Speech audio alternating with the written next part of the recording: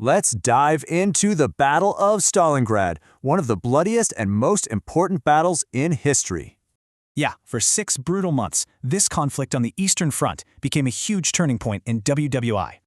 So the big question is, how did this unstoppable German army face such a complete and total disaster? By 1942, Germany's army had just steamrolled across Europe.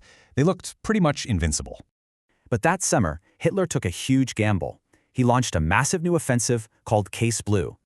The goals were pretty clear. Grab the oil fields, cut off the Volga, and score a big propaganda win. As the German 6th Army pushed forward, they had a clear edge in men, tanks, and especially air power. And the battle began with a devastating air assault that basically turned the city into a firestorm.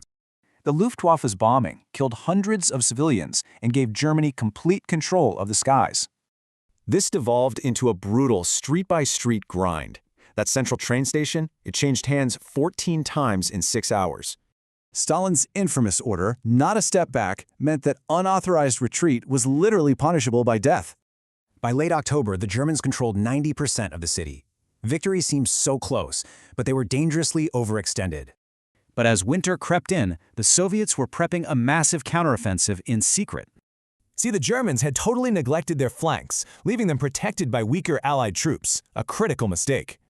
So, Operation Uranus was this brilliant pincer attack. They just smashed through those weak flanks to encircle the Germans. And just like that, in 4 days, 265,000 Axis soldiers were trapped. The hunters had become the hunted.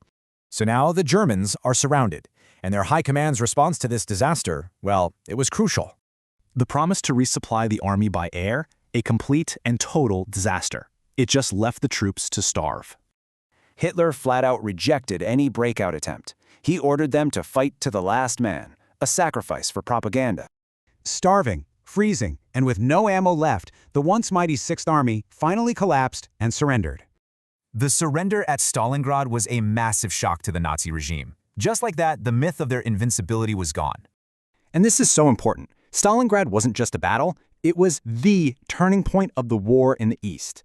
It was Germany's first major land defeat in Europe, and it shattered morale, forcing them to call for total war. From here on out, the strategic initiative belonged to the Soviet Union. The long march to Berlin had begun. Which all leads to one big final question. After Stalingrad, was Germany's defeat simply inevitable,